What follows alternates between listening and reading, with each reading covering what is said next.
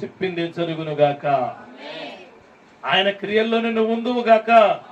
దేవుళ్ళలోకి వస్తే ఆయన వాగ్దానం ఇస్తే ముందు చూసిన ఎంజాయ్మెంట్స్ ఉండవు, ముందు చూసిన ఆలోచనలు ఉండవు, ముందున్న ప్రయత్నాలు ఉండవు, ముందున్న స్నేహాలు ఉండవు, ముందున్న కార్యాలు ఏమి నెరవేర్చబడవు.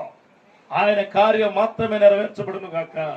నీకు లగ్జరీ ఇచ్చేది ఆయన, లగ్జరీస్ గా ఉంచేది ఆయన, నిన్ను పై స్థాయిలో నిలవబెట్టేది ఆయనే. ఆయన అంటాడు అబ్రహాముతో, చూడండి, అబ్రహాముకు లేనిది బిడ్డ, అబ్రహాముకు లేనిది సంతానము, అబ్రహాముకు లేనిది వారసత్వము, అబ్రహాముకు లేనిది దారుణమైన స్థితి ఏంటంటే ఆయనకు బిడ్డలు లేకపోవడం. కానీ ఆయన అందరూ అయిపోయిన తర్వాత మాట్లాడుతున్నాడు ఎవరితో? చూడండి, అబ్రహాముతో అంటాడు ఆయన, దేవుడు అబ్రహాముతో అంటలేదు, నీ భార్య అయిన సారా నిశ్చయముగా నీవు కుమారుని కనును, నీవు అతనికి ఇస్సాకు అని పేరు పెట్టుదువు, అతని తర్వాత సంతతి కొరకు నిత్య నిబంధనగా నా నిబంధనను